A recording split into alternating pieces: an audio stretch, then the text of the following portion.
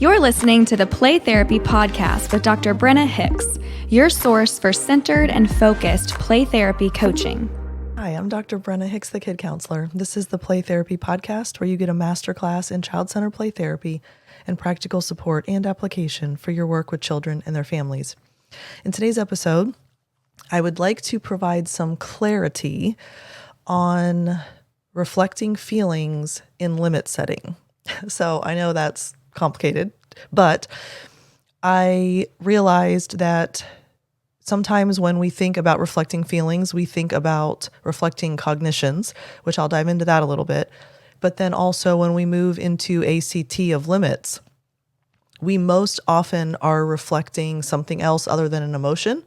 And I just wanted to make sure that we were all clear on what that looks like and how that works, because it's a little bit different than traditional reflection of feeling from the reflective responses. So keep in mind, limit setting is a pillar. Reflecting feelings is a pillar, but reflecting feelings is also a reflective response. So that's the only one that serves both functions. And it shifts a little bit based on whether you're just reflecting feeling as a reflective response or whether you're reflecting feeling as part of a limit. So we're going to dive into that. But before we do, wanted to share a couple of updates and thoughts. First, the conference in Mississippi was a blast, and y'all, no joke, you talk about Southern hospitality, and Mississippi is the prototype for Southern hospitality. It was so lovely. It was freezing. I literally have a picture of my hand with a handful of snow from being there. This Florida girl was a little cold, but honestly, I felt so loved and welcomed and appreciated, and it was so much fun. And we had our meetup, which was incredible. So really glad to have been in Mississippi, and I'm coming to Virginia in a few weeks. So if you are within driving distance or are planning to go to the Virginia APT conference, we're going to have a meetup there too. And I would love to see you at both. So check show notes for the RSVP to the meetup, but Mississippi was so much fun and just really had a lovely time, even though it was cold. And then second update, this is my birthday week. So my birthday's Friday. If you have a birthday this week, or specifically if you have a birthday on February 28th, we share a birthday. Happy birthday to you. And I feel that something needs to be said because of my February 28th birthday.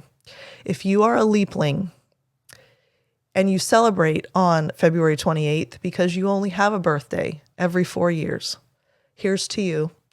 You're younger than all of us, but wanted to say happy birthday to the leaplings if you celebrate on February 28th. Internationally, if you are a leap year baby, your official birthday on documents is usually February 28th. So whether you have a February 28th birthday or you celebrate on the 28th, happy birthday. We'll celebrate together this weekend. Hope you have a lovely time. All right, so let's dive into this concept of reflecting feelings, crossing over into limit setting, it changing a little bit, reflecting cognitions, etc. So let's start with reflecting feelings versus cognitions.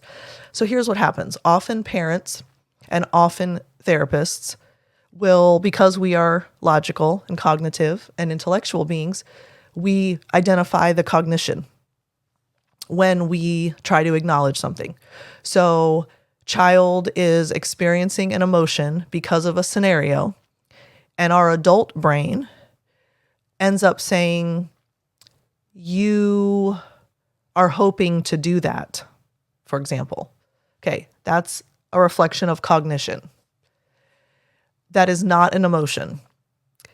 And here's the beauty of if our brains naturally gravitate toward reflecting a cognition, we are able to use that to get to the emotion. So that's not necessarily wasted effort. So if our brain naturally goes to, you're really hoping to do that, or you don't like whatever, or I'm having a really hard time thinking of cognitions because I work so hard to reflect emotions, but anything that the child is thinking about rather than feeling, you can use that to lead you to the emotion. So if you say you're really hoping to do that, then the emotion that is at the heart of when you're hoping something is you're hopeful, right? Or you wish you could go. And there are others. So you can imagine that if your brain naturally goes toward a cognition, you say, okay, if the child is thinking that, what would they be feeling as a result? Or really at the catalyst for the thought, to be honest. So that's a really important distinction, and we often need to make sure that we're not reflecting cognitions. They do serve a purpose in the playroom every once in a while, but we want to make sure that in full mastery of reflecting feelings, that we are acknowledging the emotion, not the cognition. And so, I guess we use the phrase walk before we run, right? So if we are trying to master reflection of feelings, we want to make sure that we're acknowledging emotions, even though reflecting cognitions serve a purpose. Now, let's pivot to limit setting, because even though curriculum in ACT books will say that the A stands for acknowledge the feeling, most often when we are setting a limit, we are in fact acknowledging the intent, the need, the desire, or the wish. So sometimes that is emotionally related, but often what we say to the child is more of an acknowledgement of what they would like rather than an emotion. Sometimes we can do both at the same time. But for example, child wants to throw the Play-Doh on the carpet in the playroom. You know that's going to get stuck in your carpet. So is there an emotion driving wanting to throw the Play-Doh onto the carpet? Possibly, but it seems more like a wish, a desire, or an intention. So in that scenario, we wouldn't say you're excited to throw Play-Doh onto the carpet unless the child is actually excited about that. But often it's just something that they intend to do. So rather than saying you're excited, we would most likely say you're thinking about throwing the Play-Doh on the carpet. Or it would be fun to throw the Play-Doh on the carpet. Or you really want to throw the Play-Doh on the floor. See how those are not emotions, but that would still fall under the category of acknowledge the feeling in limit setting, because the whole point of the A in ACT is validation. You're not wrong for wanting to throw Play-Doh on the carpet. You're not wrong for thinking it would be fun. Everyone understands that sometimes if you're playing with Play-Doh, you might just want to throw it somewhere. However, the goal is validation, even though it's not necessarily an emotion. Now, if the kid is jumping up and down with a huge smile on her face going, I'm going to throw this on the floor. Okay, then we're probably looking at excitement, and we could work that in. But I want to make it very clear that even though we consider that to be acknowledge the feeling in the ACT, it is often not an emotion that we say. However, to fully do feeling reflection, we absolutely want to make sure that we're focusing on the emotion. So I know that seems a little bit counterintuitive because we're calling both acknowledge the feeling or reflect the feeling, and then in the limits, we're not quite getting there most of the time. But keep the reason in the back of your mind. It's validation. In both cases, we want a child to feel seen and heard and understood and validated. So whether we say you're proud or whether we say you want to throw the Play-Doh, they both help the child experience the be with attitudes, and they both help the child feel validated, even though they come out a little bit differently and they serve a little bit of a different purpose. So here's what I would challenge you to do. If you are reflecting feelings, make sure that you're reflecting an emotion. Avoid reflecting cognitions and focus truly on an emotion so that the child builds an emotional vocabulary.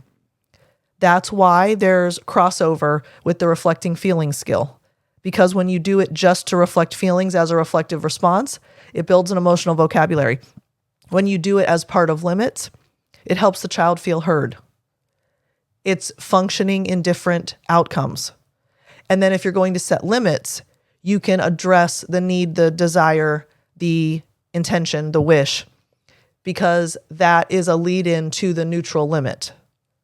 You really want to throw the Play-Doh, but the Play-Doh's not for the carpet.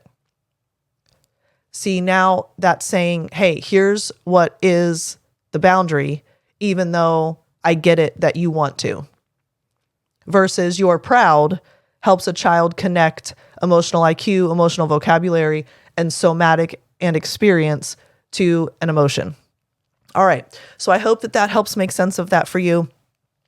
I want to always try to be really clear, and when I notice something that isn't quite aligned, it can be confusing, and I want to make sure that, especially for those of you who are new to the field, that's not something that's tripping you up. And maybe those of you that have been practicing for a while, you're not even aware that there's a difference. So trying to educate. All right. Well, I love y'all. Thanks for hanging out with me. I am really looking forward to our questions this week. I've been getting so many questions, and so I'm looking forward to diving into those. So we'll do those in future episodes this week, but happy birthday to all of you that have a birthday this week, especially the 28th or the 29th. Love y'all. We'll talk again soon. Bye. Thank you for listening to the Play Therapy Podcast with Dr. Brenna Hicks. For more episodes and resources, please go to www.playtherapypodcast.com.